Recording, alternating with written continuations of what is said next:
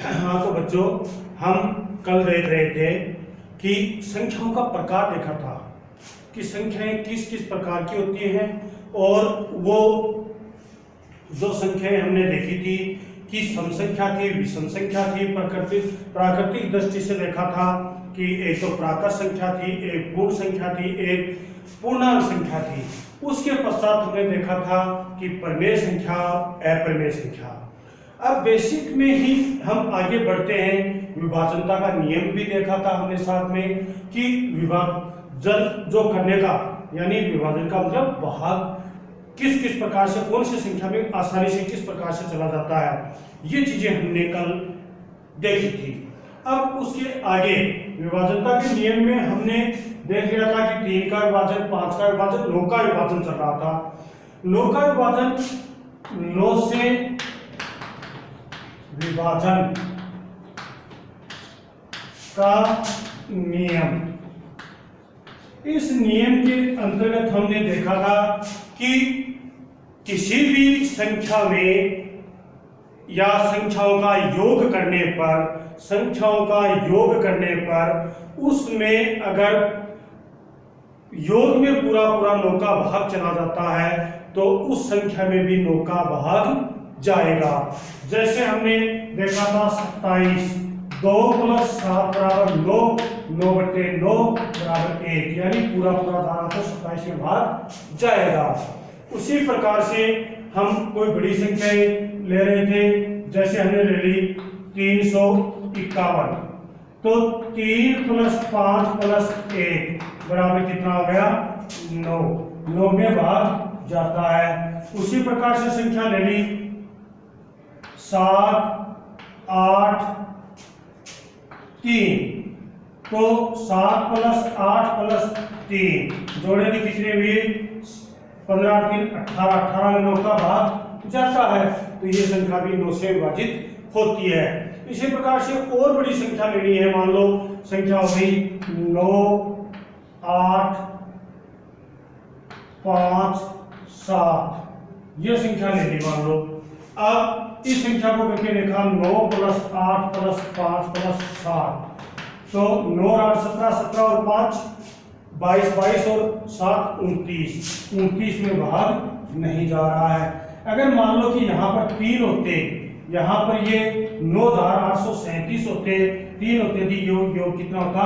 27, और 27 में 9 का भाग चला जाता। तो इस प्रकार से ये संख्या देखते हैं। इसमें आपके सिलेबस में भी ये चीज है कि अगर संख्या इस प्रकार से लिखी हो, जैसे संख्या लिखी 2x 5, अब x का क्या मान रखें, x का क्या मान लाया जाए कि 9 से वो संख्या पूर्णतः विभाजित हो जाए? ऐसी कौन सी संख्या रखी जाए x की जगह कि 9 से वो विभाजित हो जाए? तो 2, अब x की जगह हम रख के देखेंगे। पहले x बराबर हमने रखा 0 रख के देख लो, क्योंकि पूर्ण संख्या से रखना देख लेंगे। 0 रखा तो 2 + 0 + 5 बराबर 7 होते हैं। 7 में 9 से डिवाइड होता है क्या? भाग जाता है क्या? नहीं जाता है, तो ये नहीं है। फिर x बराबर रख के देखेंगे 1, 2 + 1 + 5 बराबर होते हैं 8, 8 में भी 9 का भाग नहीं जा रहा, तो ये भी नहीं है। फिर 2 रखेंगे, x बराबर 2 रखा, 2 + 1 + 2 + 2 + 5 बराबर हो गए 9, 9/9, यानी एक बार चला गया, यानी यहाँ पर x का मान क्या आएगा? 2। अगर यहाँ पर x दिया है तो उस स्थिति में x की जगह हम 2 रख देंगे, यानी 225 में 9 से पूरा विभाजित हो जाता है। ये 9 से विभाजन का नियम होता है। अगर इनमें यह भी हो सकता है कि जुड़ने के बीच में x दिया जाए, कि जैसे कोई संख्या है उसमें लिख दिया x 8 7, अब x का मान क्या रखें? तो पहले x की जगह रख के देखा 0, 0 + 8 + 7 बराबर 15, 15 में 9 से विभाजित होते हैं क्या? नहीं, तो ये संख्या नहीं है।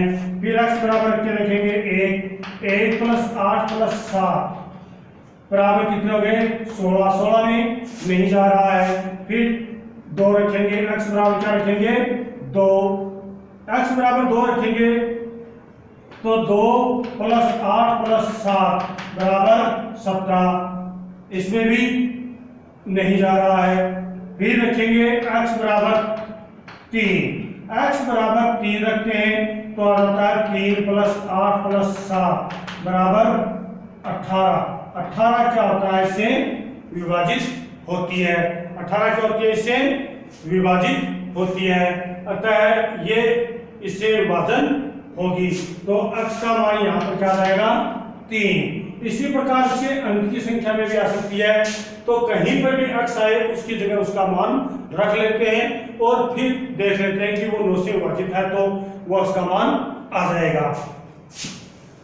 अब इसके पश्चात आता है 11 से विभाजन का नियम। इससे 11 से विभाजन का नियम होता है, जैसे कोई भी संख्या है उसमें इसका मान होता है b गुणा -1 प्लस c गुणा 1 प्लस b गुणा -1 प्लस a गुणा 1, यानी ये सूत्र लगाते हैं। ये 4 संख्याओं का है तो ये 3 संख्याओं का तो यहां से शुरू कर देंगे और 2 संख्याओं का तो इतना लिख लेंगे। समझ आ गई बात। ये सूत्र जैसे संख्या रखी हमने 44, 55, संख्या रख दी 44, 55। अब पहले 5, ये d है, इसमें अंतिम d हो गया, ये c हो गया, ये b हो गया, ये a हो गया, ये इवेंट। तो इसमें ये रखते हैं पहले इसमें d 5 गुणा -1 प्लस c गुणा 1 प्लस b का मान कितना है, इसका मान 5 था, इसका मान कितना है 4 गुणा -1 प्लस 4 गुणा 1, ये हो गया -5 प्लस का 5 माइनस का 4 और प्लस का 4, ये दोनों आपस में कट गए, ये भी कट गए, इसका मान क्या आ गया 0। अगर उत्तर इनको हल करते हैं 0 और 11 आते हैं, 0 और 11 आते हैं तो उस स्थिति में क्या होता है 0 और 11 आ जाए तो उस संख्या में 11 से भाग जा सकता है, यानी वो संख्या 11 से विभाजित हो सकती है। तो ये संख्या 11 से विभाजित है। अब मान लो कि 3 अक्षरों की होती ये संख्या होती इस प्रकार से, तो सूत्र कहां तक आ जाता, यहां तक ले लेते सिर्फ और संख्या रख देते 5, ये c हो जाता, ये b हो जाता, ये हो जाता, 3 अक्षर ये रखेंगे। अब 5 गुणा 1 प्लस 5 गुणा -1 और प्लस 4, अब ये 5 प्लस 5 माइनस के और प्लस के 4, ये तो कट गया, चलो अब बच गया इसका 4, 4 में 11 से का भाग नहीं जाता तो ये 11 से विभाजित नहीं है।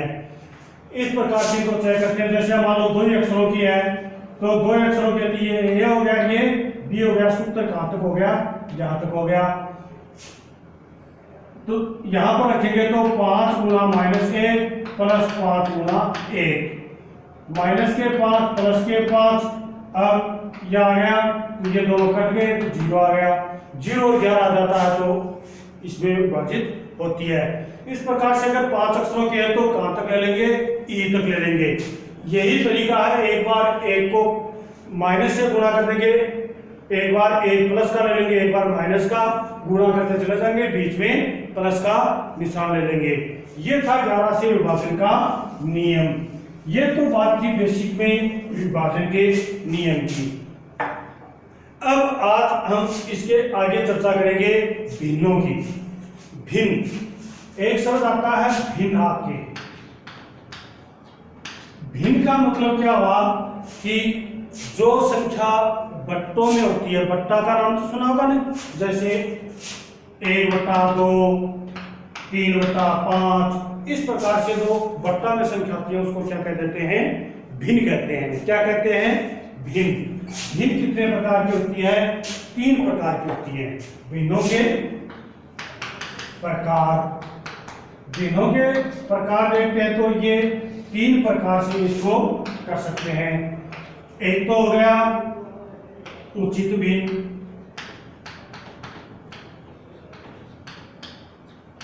एक हो गया अनुचित भिन्न,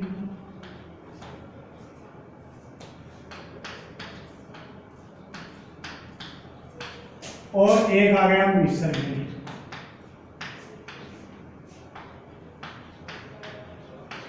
ये तीन प्रकार की भिन्न है। सबसे पहले बात करते हैं उचित भिन्न। उचित भिन्न, अब भिन्न में देखो बेटा, भिन्न है कोई भी, हमने उदाहरण में देखा था कि 1/2, ये भिन्न है। अब इसमें दो प्रकार की राशियां हैं, एक तो ऊपर एक नीचे। ऊपर की जो संख्या होती है उसको कहते हैं अंश, क्या कहते हैं? अंश। और नीचे की जो संख्या है इसको हम क्या कहेंगे? हर। इसको क्या कहेंगे? हर। एक तो अंश और दूसरा हर। ये दो प्रकार की भिन्ने हैं। भिन्न के अंदर दो प्रकार की आ गया, एक तो अंश और एक हर। अब उचित भिन्न, उचित भिन्न की जो परिभाषा लिखेंगे तो वो किस प्रकार से लिखेंगे? उचित भिन्न की परिभाषा होगी कि जिसका अंश छोटा हो और हर बड़ा हो उसको हम उचित भिन्न कहेंगे। दोबारा सुनो, जिसके अंश छोटा हो यानी ऊपर की संख्या, अंश का मतलब ऊपर की संख्या, अंश छोटा हो और हर नीचे की संख्या ये बड़ी है तो वो उचित भिन्न है। समझ आ गई बात? वो क्या है? उचित भिन्न है। अब इसका उदाहरण 1/2 ही है, 2/5 भी आ सकता है, 3/7 भी आ सकता है, 1/4 भी आ सकता है। यानी कि जितने भी कोई भी संख्या लिखते हैं उनमें जो अंश छोटा और हर बड़ा लिखते हैं वो क्या कहलाएगी? उचित भिन्न। अब बात आती है अनुचित भिन्न की। ये तो थी उचित भिन्न की, अब बात आ गई इस अनुचित भिन्न की। अनुचित भिन्न यानी इसके अंदर भी भिन्न तो है ही, यानी एक संख्या ऊपर है एक नीचे है, जिसमें अंश बड़ा हो यानी ऊपर की संख्या बड़ी हो, नीचे की संख्या छोटी हो, उसको क्या कहेंगे? अनुचित भिन्न। जैसे 5/2, 5/2 ऊपर की संख्या अंश है, ये अंश, ये तो क्या है? यहां पर बड़ी है, और हर है वो क्या है? छोटी है। यानी अंश बड़ी है हर छोटी है तो वो क्या कहलाएगी? अनुचित भिन्न। ये आ गई अनुचित भिन्न की परिभाषा। अनुचित भिन्न की परिभाषा समझ में आ गई? यानी जिसका अंश बड़ा हो हर छोटा हो उसको हम क्या कह देंगे? अनुचित भिन्न कह देंगे। उसके पश्चात हम चलते हैं मिश्र भिन्न की ओर। किसकी ओर चलते हैं? मिश्र भिन्न। मिश्र भिन्न की ओर चलते हैं तो मिश्र भिन्न में अनुचित भिन्न जैसा ही कार्य होता है, यानी अंश अगर हल कर देते हैं मिश्र भिन्न तो वैसे तो हो गया जैसे 2 से 1/2, ये मिश्र भिन्न है। ये क्या है? मिश्र भिन्न है। और मिश्र भिन्न से ही क्या बनाई जाती है? अनुचित भिन्न बनाई जाती है। ये 2 से 1/2 है, ये मिश्र भिन्न है, यानी सही रूप में आ जाती है। अनुचित भिन्न के साथ में दूसरी संख्या यानी संख्या आ जाती है, कोई चर आ जाता है, ये अचर राशि आ जाती है, उसको हम क्या कर देंगे? मिश्र भिन्न कर देंगे। जैसे इसको हम हल करते हैं 5 में भाग दिया 2 का, नीचे की संख्या का मतलब वो भाग देना है, विभाजन कर रही है उस संख्या को। इसमें भाग दिया तो कितनी बार गया? 2 बार, 4 बच गया 1। अब जिसका हम भाग दे रहे हैं,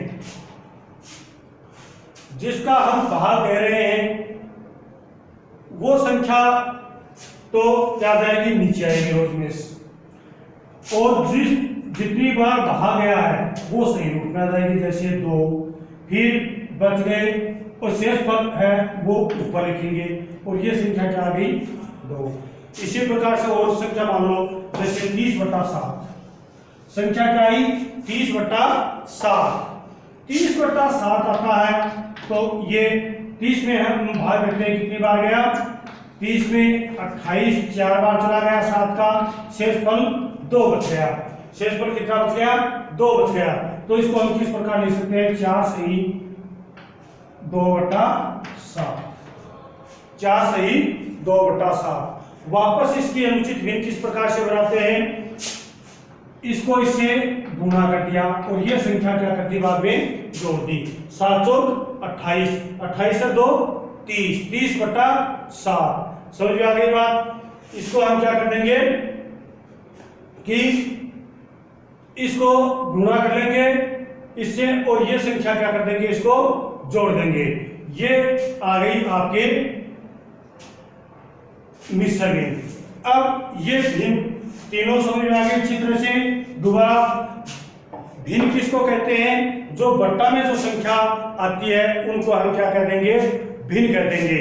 अब भिन्न के प्रकार, भिन्न 3 प्रकार की, उचित भिन्न, अनुचित भिन्न और मिश्र भिन्न।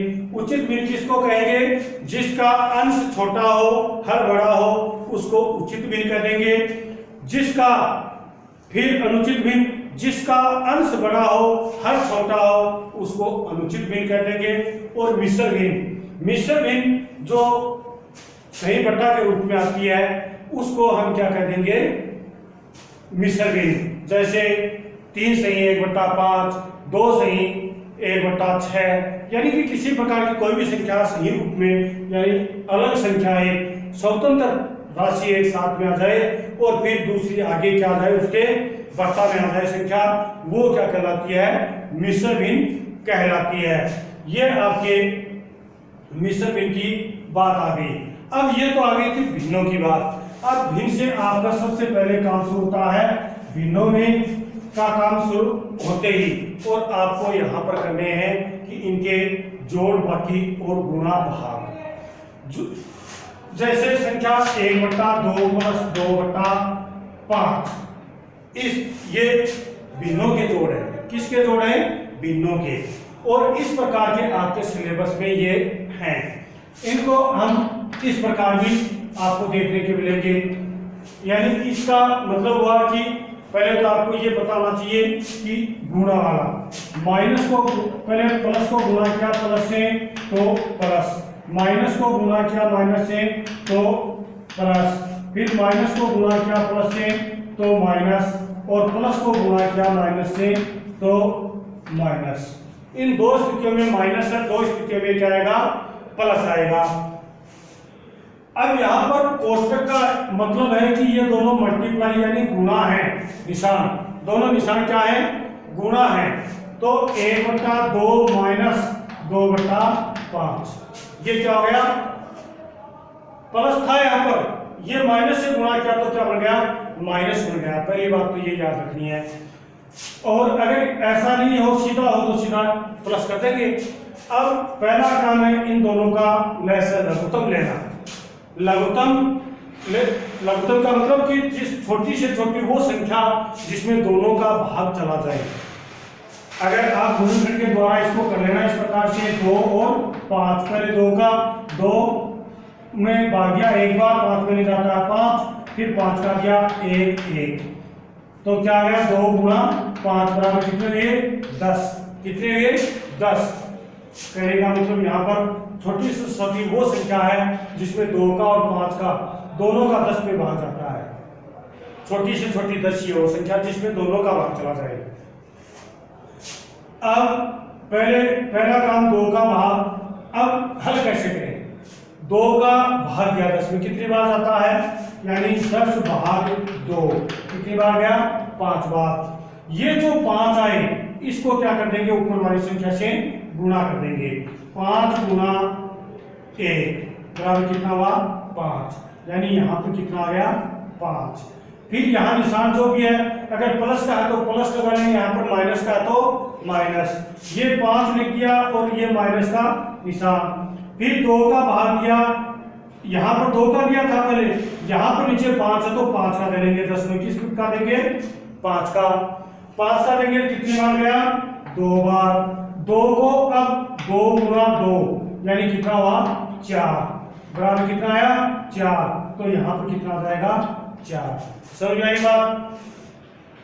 पहला काम 2 का भाग 10 में दिया तो 5 मारा, 5 को ऊपर वाली संख्या से गुणा कर दिया, मल्टीप्लाई कर दिया, तो आगे 5, फिर 5 का भाग माइनस का निशान लगा ले, यहाँ पर जो भी निशान है प्लस का तो प्लस, माइनस का तो माइनस याद रखना है, ऐसा हो तो पहले हल करके ऐसे लिखेंगे। फिर ये चीज कर लेते हैं, ये चीज करने के पश्चात और इसको क्या कर देंगे कि इसका भाग इसमें दिया गया 2 बार, 2 को 2 से गुणा कर दिया, आगे 4, अब बचने कितने 1/10, ये आपके उत्तर आ गए। इसको हल किया तो ये आपका क्या आ गया उत्तर 1/10।